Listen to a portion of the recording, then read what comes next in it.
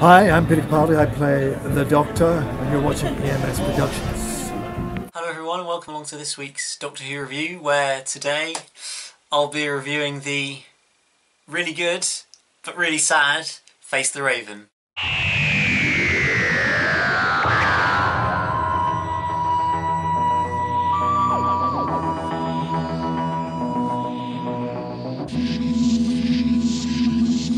So we're coming towards the end of Series 9 now, the start of the three-part finale. I like to think of it as a three-part finale because they're all linked and have a sort of a cliffhanger into each one, so I link the three together, and we start off here with Face the Raven, which, well, quite a lot happens, doesn't it? So let's get straight into it. Well, the episode starts off with the Doctor and Clara sort of having just finished off another adventure somewhere that I'm sure they could write a book about or something and do an audio for, where we sort of bang home the Clara's awesome, Clara's like the Doctor, Clara's a bit reckless, she saved the Doctor and all this kind of stuff that's been going on throughout the series. We get another in-your-face reference to that in that opening minute or so, before we get the reintroduction of Rixie for this episode, coming back after his appearance in Flatline in Series 8. He's back again for this episode. I was not too fussed either way, frankly. He's your sort of solid character. There's nothing particularly spectacular about him. He's not a bad character. He doesn't annoy me. There's nothing particularly wrong with him. But he's hardly the most spectacular character we've had in Doctor Who. He's clearly just part of the plot to sort of get the plot going a bit more, working it out better, and giving a link back to the previous series as well. Because I think that kind of works better with the emotional sort of way it works out at the end.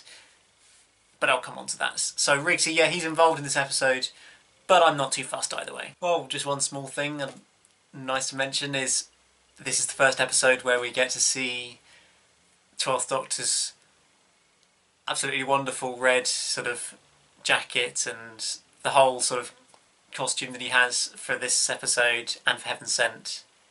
Not really for Hellbent and then for the Husband's River Song. I love that costume so much. It's one of my favourite sort of Doctor costumes. It just looks so sort of Doctor-y, if you like. I don't think it would have worked on maybe a Matt Smith or something, but certainly on Peter, it just works so perfectly, I think, and it just really makes him look sort of, whereas he's looked a bit sort of the sort of scruffy, like the sort of cosmic hobo as they call it, with his in like Magician's Apprentice, which is familiar, with the sort of like Troughton trousers and the sort of hoodie and the t-shirt and stuff. It was all a bit sort of scruffy. But you feel like sort of at the end of the series he's gone for the much more sort of smart, serious look with this really lovely, beautiful red velvet jacket, which is very much a harking back to sort of a Third Doctor style, but it's absolutely wonderful for me, at least I think. So it's really nice to see that in action again. And one of the crux of the sort of ideas of this episode is the concept of trap streets, and that trap streets are actually real, because of course, as is explained in the episode, trap streets are just sort of fake streets that are put into maps so that people don't copy them, really. But let's make it a bit different, and we'll have you can do in Doctor Who, so we'll have trap streets that are real, and it's actually a really great idea, and it's amazing that we've never really had anything quite like this as a story idea, at least not as far as I know. Maybe I'm forgetting something completely obvious, but as far as I can think of, we've never really had anything quite like that, the idea of an invisible street. There's actually a kind of refugee camp once you get inside the street, but just this idea of this invisible street that people just walk past, you don't really notice is there.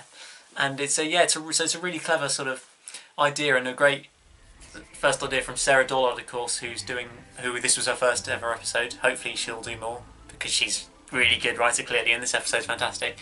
And well, this was like her sort of initial idea, and I was watching the documentary about her writing her episode on the Series 9 box set, and apparently she pitched it in like June 2014 or something, so it was a good kind of best part of 18 months before we actually saw it on the TV was when the idea was kind of finalised and she was actually assigned to write an episode. Obviously it changed massively through the year before they actually filmed it, but it's sort of been in the pipeline for quite some time that she was going to write this episode, and the sort of idea of trap streets and all this, which is a very interesting idea, and so it was really good to see it come to fruition in this episode, and worked really well, I think. Of course, we have that nice scene where they all go round looking for the trap street, doing all the counting, and hopefully you picked up on the reference where the Doctor's counting up 79, 80, 81, and he stops on 82.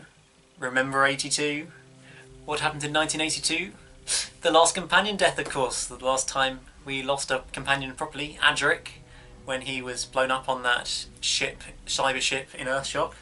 And, well, I'm fairly certain that's what I'm fairly sure that is a reference to that. It makes perfect sense with what happens at the end of this episode, of course.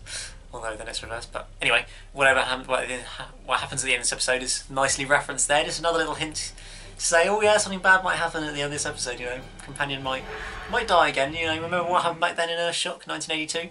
So that was a really nice little moment. Clearly you have to be a pretty serious fan to pick up on that reference, or you read it online.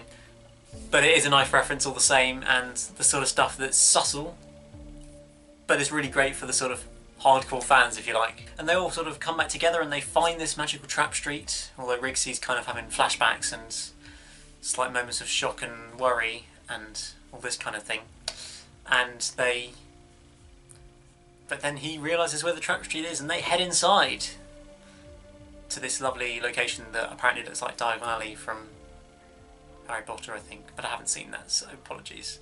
Really probably should have seen Harry Potter, but I haven't, so...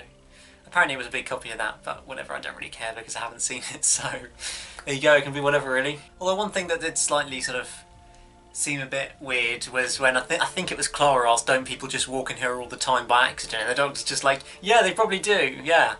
So do they kind of walk in, see these aliens and run away screaming, or do they get their mind wiped, retconned, Torchwood reference, got for the win? Do they get retconned or something, or how does it work? Yeah, we didn't really ever get... I don't think we ever got any proper explanation for kind of what happens when people just randomly walk in, because it seems... Although it's supposedly got a misdirection circuit or something so that you don't realise that it's there, or don't really notice it. I'm sure people would accidentally walk in there or notice it from time to time, so they must have some sort of way of keeping people out or something. I don't know, but there you go. So we arrive in Trap Street. The Doctor, Clara and Rigsey are sort of electrified, their feet down if you like, kind of stop from moving. And who turns up out from the corner? It's Ashilda, my favourite character, everybody's favourite immortal character, is back for her third appearance of the series. I was so excited for that, obviously, because I love Ashilda as a character so much. Yes, she's such a brilliant character, clearly. So yeah, she was back. She kind of, she's still a bit weird, and all the problems of not being able to remember stuff anymore, and so she still doesn't want to call herself Ashilda because she's annoying, and still wants to be called the stupid me, which I'm still not going to do, nor is the Doctor, because clearly the Doctor knows that me is a stupid name, and so it's Ashilda for him as well as me, because it's stupid. And she can't remember Clara at all, but she can remember the Doctor. But I guess she met the Doctor more recently, probably, you have to say. But, so, and it's the slightly weird sort of, oh, I love reading our conversations. I get so much enjoyment out of reading the conversations I did actually have with you, but can't remember anymore. It's slightly strange. But then the Doctor's also slightly strange with having a room to track Ashilda, which is slightly weird and unnerving, but I guess after Ashilda tried to sort of destroy the Earth and kind of make a complete mess of everything to try and escape the woman who lived, I guess he felt he needed to keep track of her to make sure she doesn't do anything else a little bit sort of dodgy and bad. But he's not very good at tracking her, clearly, because he loses her in the 1800s, I think it was. But then Ashilda shows herself to bring him back in, and it's all just a little hint, and it's all part of her plan, her wider plan that we're not really clear of at this point.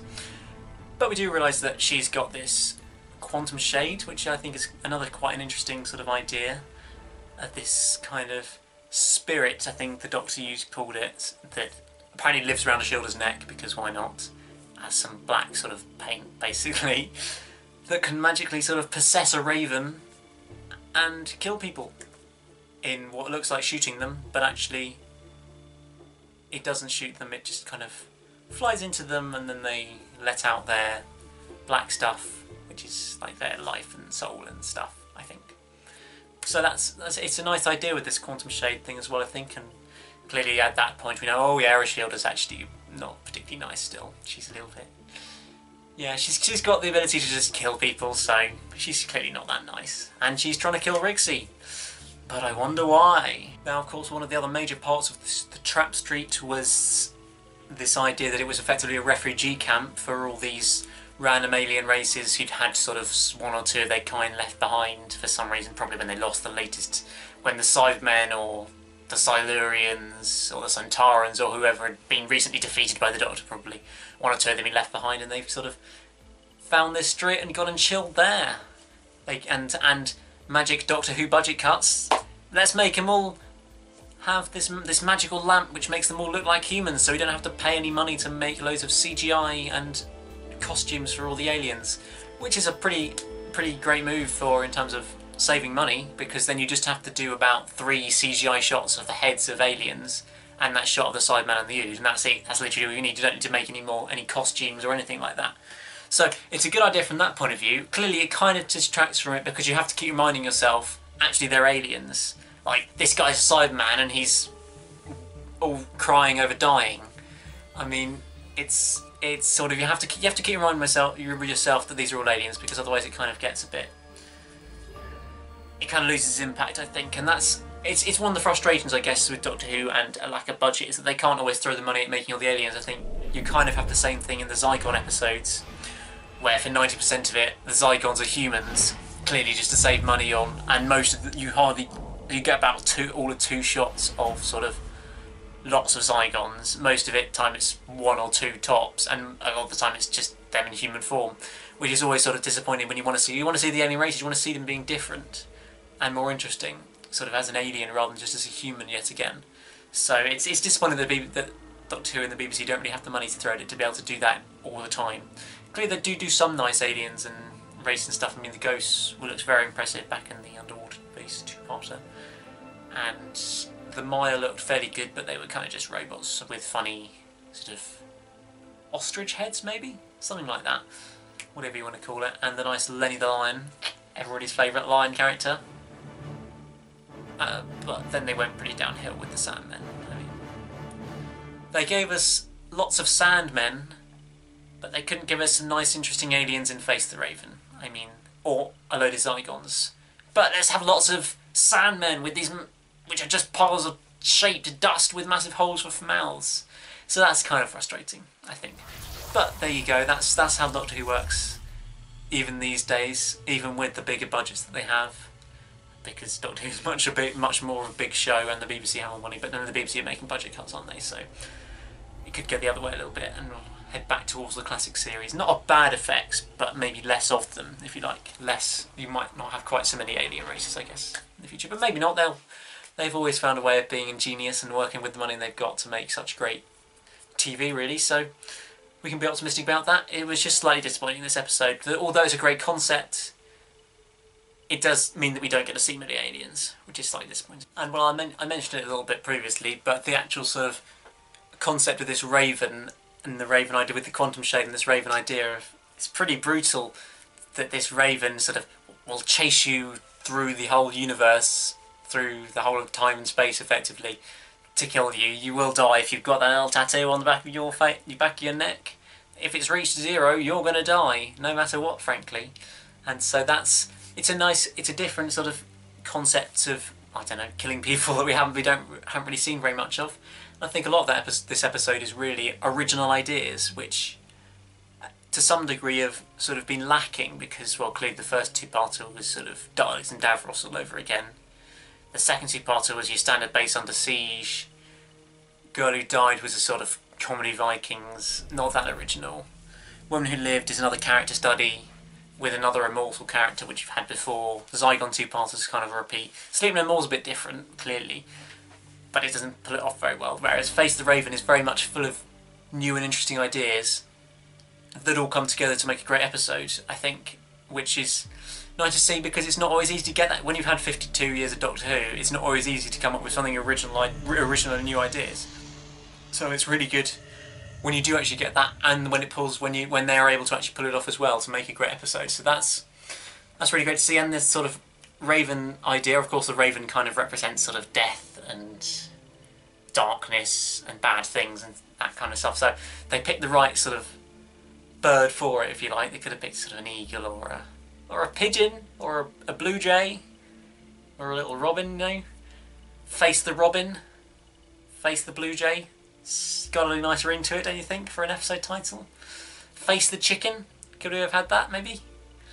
Well, there's your clickbait for the episode. That'll be good. If that's not in the description, I apologise, because face the chicken.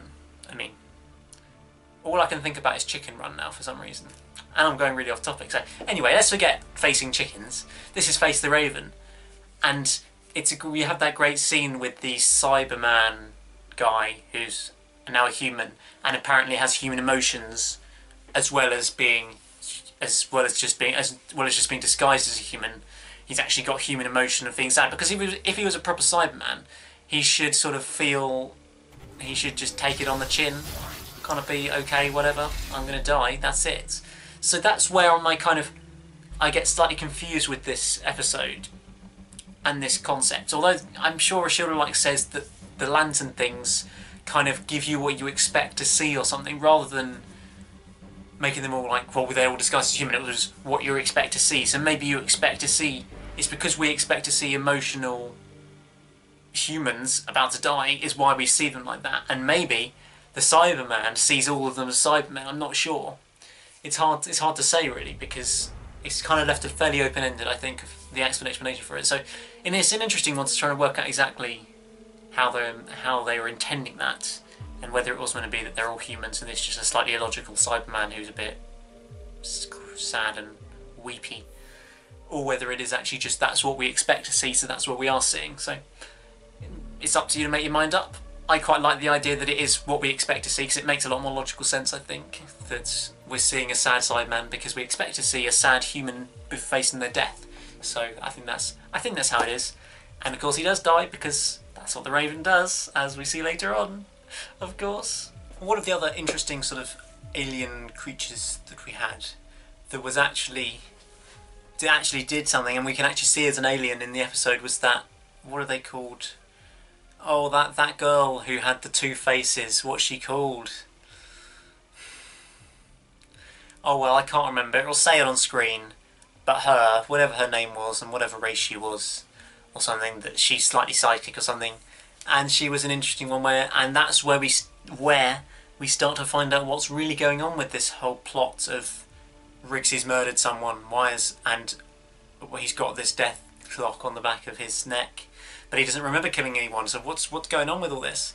And we finally, at this point, start to really understand that actually not everything's as it seems, and it's actually all about the Doctor, as she says. It's not about Riggsy, it's not about his death or something he's done, it's all about the Doctor and Ashilda's secret little plan that we've got. So this is where it really leads into the last sort of 15 odd minutes, where everything happens really, and although it's a great sort of first half of the episode, clearly this last bit is what makes it such a fantastic, seriously highly rated episode. It just brings it all together.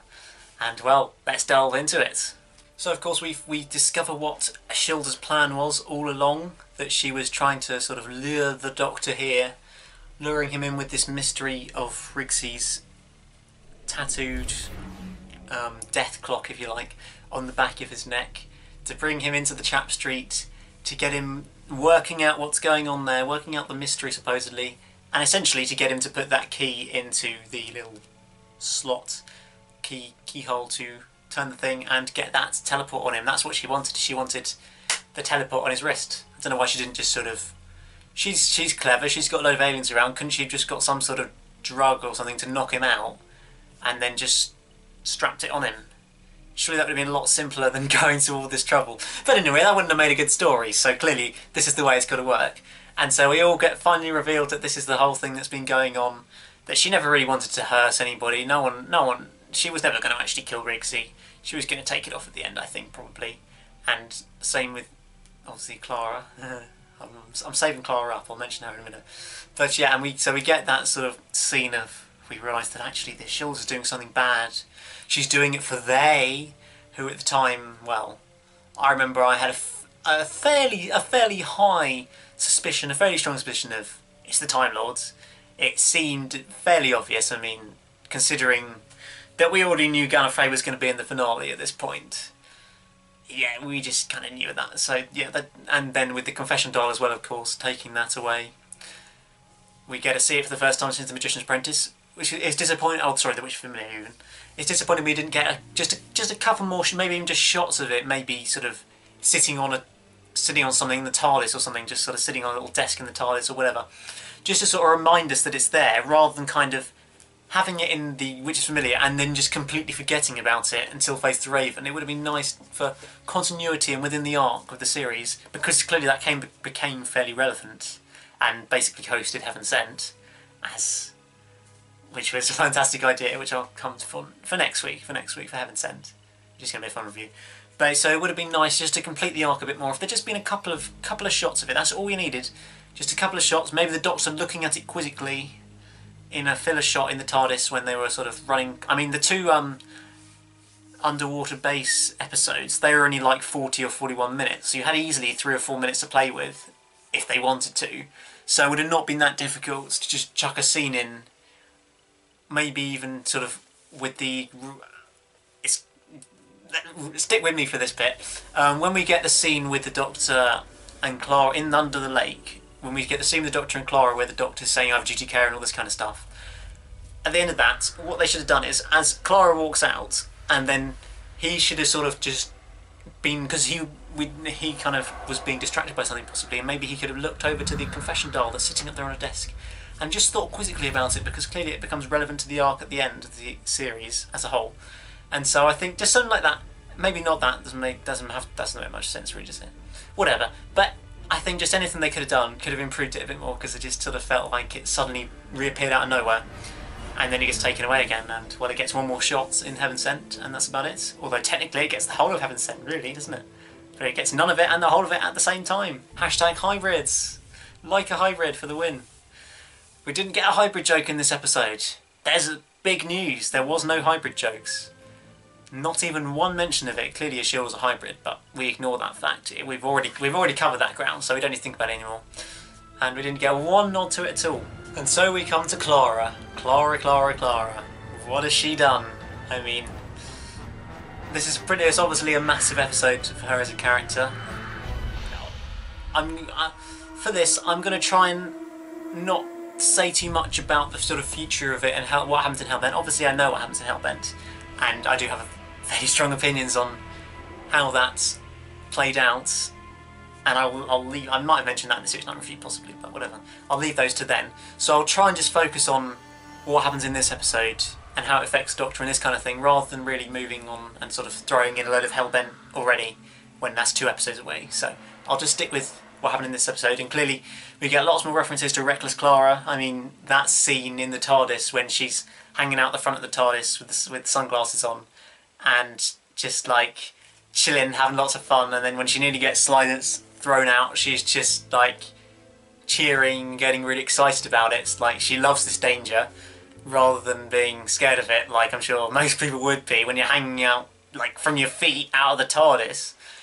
I mean, above the top, so far above London, I think that would be slightly scary and not sort of, yeah, this is so fun, yeah, this is amazing, this is brilliant, which is what Clara's reaction was. So clearly there were strong hints there at that point of how this can't carry on like that. And well, as the Doctor says, it's an ongoing problem, because he's aware of it, he knows all about this problem, but he just doesn't really know exactly what to do about it at the moment, I think, because well, he's such good friends with, he loves Clara, so he can't just sort of get rid of her, if you like.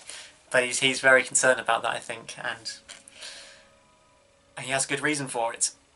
But that scene does slightly feel shoehorned, sort of a little bit over the top, maybe. A bit over the top of Clara's getting too excited about this. She's getting too reckless. This is going to have consequences. You know, this is bad. This will have consequences. So although it is a great episode, I should stop mentioning it really. That the arc hasn't been quite perfected. You feel like they should have toned down this scene slightly and thrown more scenes like that into the previous episodes, because I just don't think there was enough of it. So, but you can kind of forgive it as it works in the context of the episode, and obviously leads towards well, Clara making the fatal error. She makes that error of giving Rigsy, or she thinks she's got it all worked out, where she's talking to Rump. Quick reference on Rump. Apparently Rump, that guy, played the blue guy from The End of the World, the like sort of, well, I can't remember what his name was. He was like the host of the sort of End of the World party, if you like. I can't remember what his name was, but they look completely different. I know he's in blue paint there, but they look so different as people, so it's hard to tell they are actually the same actor, but according to Wikipedia they are, so there you go. Just a random reference for this week. But yeah, Clara's sort of speaking to him about how you can escape the quantum shade, or the chronolock, or whatever you want to call it. I mean, it's got so many names really, hasn't it? The death sentence, the raven, the quantum shade, the chronolock. I mean, you're kind of going a bit over the top with the naming options here, if you like, I think. But there you go. And because she's seen in the Cyberman death that he's trying to pass, get it. He's trying to. What was happening? Was it she was trying to get it passed on to her or something? I think I can't quite remember. I think it was that, yeah.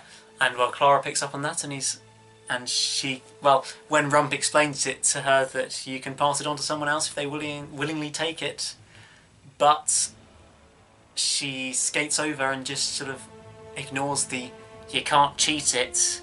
She doesn't think about that really. She just thinks of the, oh, give it to me and we'll be sorted. It will be fine because I'm protected by Clara. I'm protected by Shilda even. So it's all good. So, but what a mistake she made. She convinces Rigsy, of course, well, effectively she's saving Rigsy and saving that little girl's, whatever her name was. Is it Lucy, possibly? Possibly Lucy. The little girl saving her dad, effectively.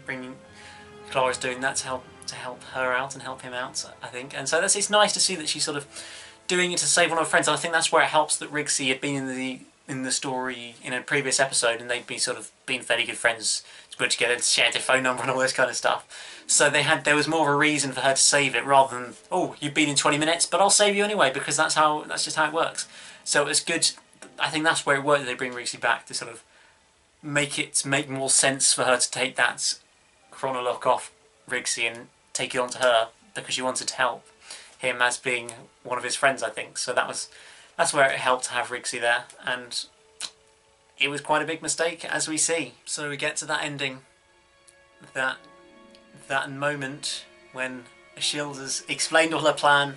It looks like if it all just been as they thought it would be, then if they just left it as it was, everything would have been fine. Left the chronolock on Rigsy, Shilda would have taken it off Rigsy. Yes, the Doctor would have gone, teleported off wherever, but that was kind of what was going to happen at that point. So, and we weren't really too concerned about that because it's the Doctor, he'll be fine. So we weren't too worried about that. But then it's that moment, the electric guitars kick in as 12's theme is sort of playing sinisterly in the background in the music. It's fantastic music for the end of this episode. Well, a lot of it, really. Bringing in the electric guitar sort of style they had on this really added to it, I think, and there's a great sort of a start of 3 great episodes for Murray Gold in terms of his score as well for these episodes, which are just magnificent, frankly. And so, yeah, they kick in and you sort of get that moment, pans around to Clara, remembering what Rum said, and then it suddenly dawns on her that you can't cheat it. You can't cheat the quantum shade, you can't cheat the chronolock, that's not how it works. You can pass it on, but you can't cheat it. And it's kind of that moment where, of course, the Doctor as well realises that Clara's going to face the Raven in 5 minutes, 3 minutes time, and there's literally nothing I can do about it. So this is the point where my sort of theory and idea that the Doctor stops becoming the Doctor, if you like, when he goes all Malcolm Tucker on Shilda, seriously ragey, I'm going to sort of rain hell on you for the rest of time. And when he says the Doctor is no longer here, I take that literally. I kind of take that to think that from this point on, I've probably mentioned it before, but I'll mention it again. He says I think it's a nice idea, and it makes the sort of last 3 episodes make a lot more sense. That from this point, when he sort of says the Doctor is no longer here, when he goes over to be Malcolm Tuckery at Ashilda, up to the point when he gets the red jacket back on at the end of Hell Bent, when the blackboard says "Run, you clever boy, and be a doctor." in between those 2 points, I think that he's not really the Doctor anymore.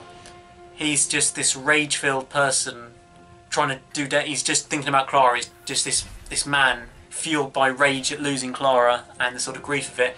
Slightly psycho, as I think Stephen Moffat said, going slightly psycho, which I thought was quite a nice way of putting it. And it kind of helps sort of put into perspective and kind of make a bit more sense of some of the things that he does in the last 2 episodes, particularly in Hellbent, things like killing the General. That makes a lot, if you think about it in the context sort of, because the Doctor never kills people, really, generally, he would never shoot someone, and effectively he has shot and killed that person. And I think that helps. It's not like an excuse for him killing it, because yes, it's still really bad that he kills General Time Lord, or just anybody that he's killing them. But I think it sort of helps to make a bit more sense of it, and it doesn't make it seem out of character, which it could do if you think of him purely as a Doctor at that point, because I don't think he is then.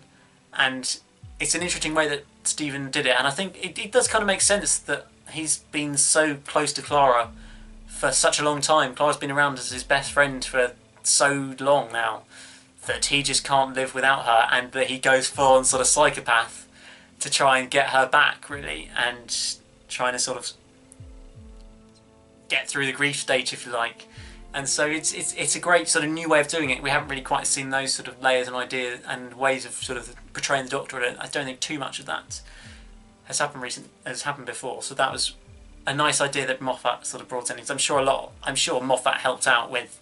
I know Sarah Dollard wrote a lot of the ending of Face the Raven, but I'm sure Stephen helped out a little bit, just slotting in a few words and a few ideas and a few just sort of concepts and stuff to sort of lead it nicely into the last 2 episodes that he was writing, obviously. And so once the Doctor's been all Malcolm Tuckery, we get this sort of absolutely beautiful but really, really sad scene that effectively ends Clara's life. As well, she wants the Doctor to be okay. She's still trying to sort of be the control freak, if you like, and sort of look after him. She doesn't want him to get all ragey at Shielder. She doesn't need that. She doesn't need him to do that. She just wants him to be be the Doctor. Just take it on the chin, and sort of, it's going to be painful for you, but you've got to carry on. You've got to keep going. That's what you do. You don't take revenge, and you don't. No one else will suffer from my death. And she's still she knows what the Doctor's like. She knows that he could go off, as he does, obviously, in this sort of psychopath, revenge-filled sort of way for these next 2 episodes, and it causes suffering, his suffering billions of times over, of course, and the death of some people in Hellbent as well. And so it's really, Clara's, even right to the end, she's still trying to sort of do her best to help the Doctor and kind of comfort him, even in her last moments when she's about to die. It shows sort of how good friends they are, that she's still doing that for him. And we also get an insight, there's such strong hints, and you just, that one line, why can't I be like you, the way she's verging on tears at that point with this line, that she finally sort of lets out that I just want to be like you, I want to be the Doctor. She's so desperate for that. We've seen it build up throughout the series, and really throughout Series 8 as well, with Clara Who, supposedly, where she sort of pretends to be the Doctor at times, and being more reckless to be like the Doctor. And she wants that so badly, but she can never have that because she's not a Time Lord. And well, the Doctor says, I'm not special, I'm just less breakable than you. There's nothing special about me, I just don't die, effectively, in the same way that you will. And you can really sort of feel Clara's pain. Clearly this is where some people don't like Clara's character, because a lot of people would think, oh, the companion should never want to be like the Doctor, they should just be the companion, they need to stay in that secondary role.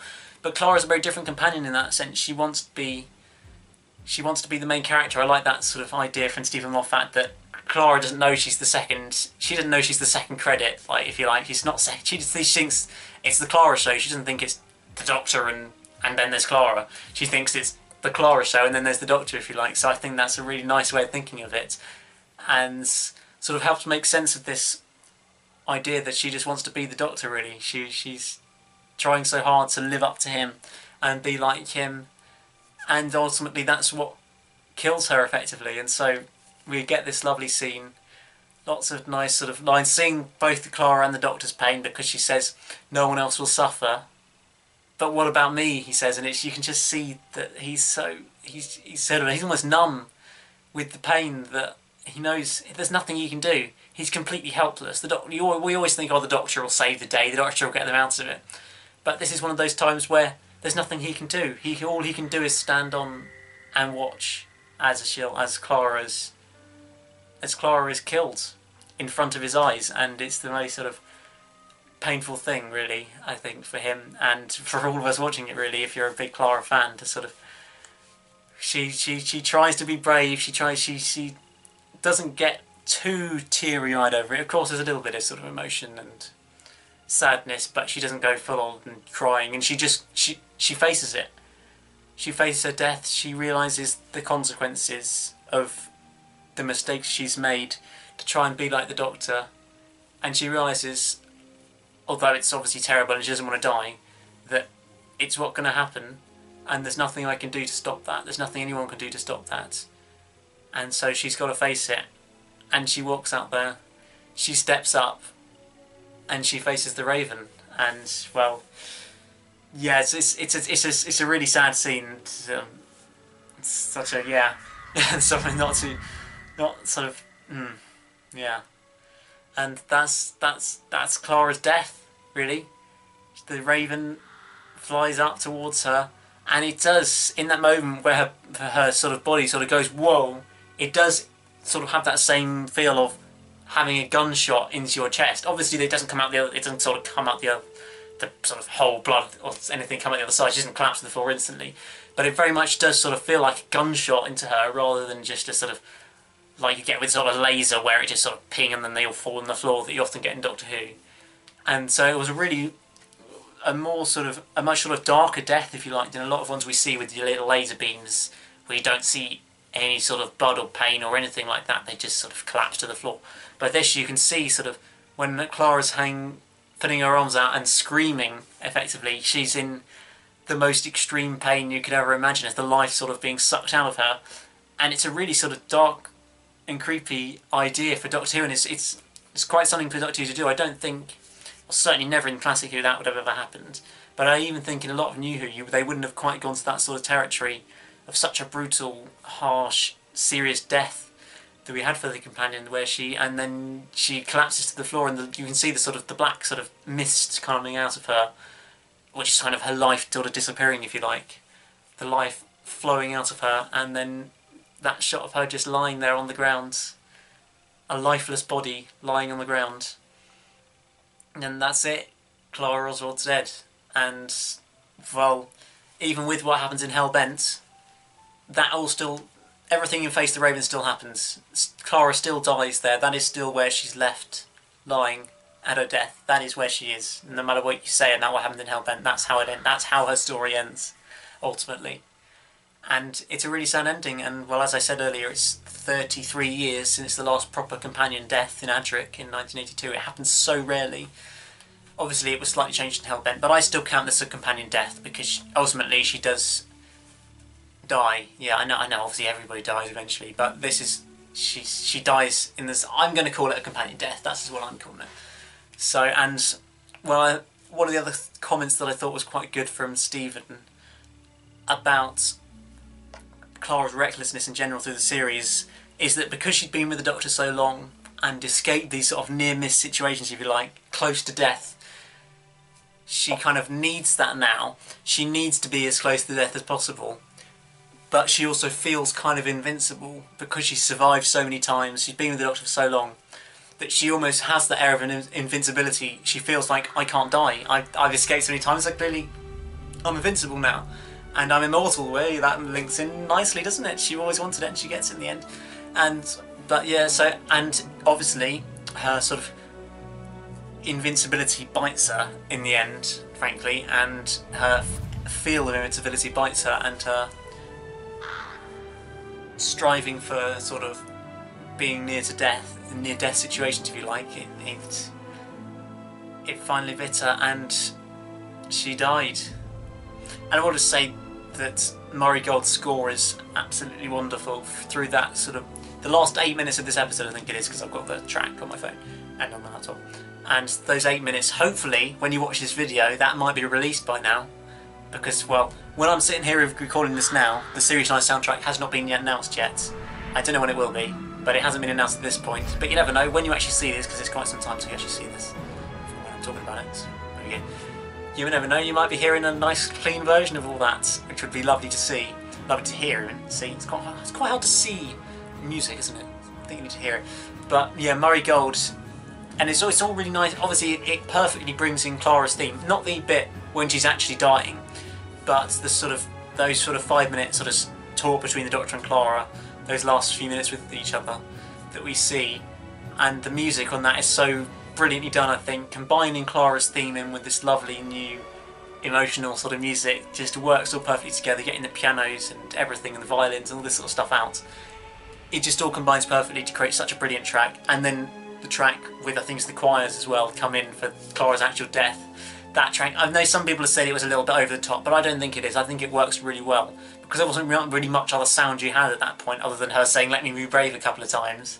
There's literally no other sound for that scene, which helps being clean music, but it mean you needed proper sort of full-on music to keep the scene going. And so that's, I think Murray nailed that bit as well, and it all just combines to create a very nice, as Ashild's called it in Hellbent, it was sad but beautiful, I think, and that is quite a nice summation of the sort of scene, the ending scene, ending sort of 10 minutes of Faith the Raven.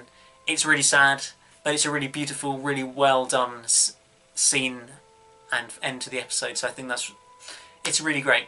And while those last couple of minutes we see the Doctor's just watched Clara be killed, and then he comes back in and he's got the teleport, so he's going to have to be teleported off to some random place. Who knows where he's going at that point. And he just turns to a shoulder, turn into his right even, and well, you can see the rage inside, with one of my favourite lines of Doctor Who, "It's a very small place when I'm angry with you." And the way he sort of does that line, it's just so sinister, the tone of it. It's not sort of shouty, maybe not quite Malcolm Tucker shouty, but it's just so sort of rage-filled. He's in so much anger and pain at that point, I think, at Shilda, because he feels that Shilda's caused his death, Clara's death, obviously. That's when he feels that point, and so he's seriously angry. And then he gets teleported off somewhere, who knows where, and to be continued. We also, of course, get that lovely 5 seconds or 10 seconds after the credits, with that shot of the beautiful TARDIS once Riggsy's sort of graffitied it, which I think that TARDIS looks really wonderful, with the sort of Clara tribute on it and everything, and the lovely picture of Clara and all the sort of flowers and everything on it. It looks absolutely lovely, I think, and it's nicely linked up to the last episode, of course, and the way it sort of disappears and all the stuff. But in this episode, it's just a lovely scene to just cap off the episode, I think, and really hammer home the pain, if you like, that Clara's dead. And well, that's pretty much all there is to say on this episode. It's a really sad episode, but it's a really brilliant episode, and I gave it a 9 out of 10. It's the third best episode of the series, I think, behind Which Is Familiar, and a certain episode that I'm going to be reviewing next, of course. And so yeah, that's pretty much it. Like the video if you enjoyed it. Hopefully you did, because that's always great. And comment what you thought about Clara's death. Really is the main part of this episode, obviously. Do you think it was a good death, this part of it? Try to not think about the Hellbent resolution too much, the way it was changed, but purely on her death in this episode. Let me know about that, on just anything more generally as well, if you like Clara or not, and if so, if this works so much for you. And that's pretty much it. Subscribe if you're new here, because I'm nicely building up subscribers now, which is always great. I appreciate every single subscriber I get. And I'll see you this time next week, hopefully, for another Doctor Who review. Goodbye.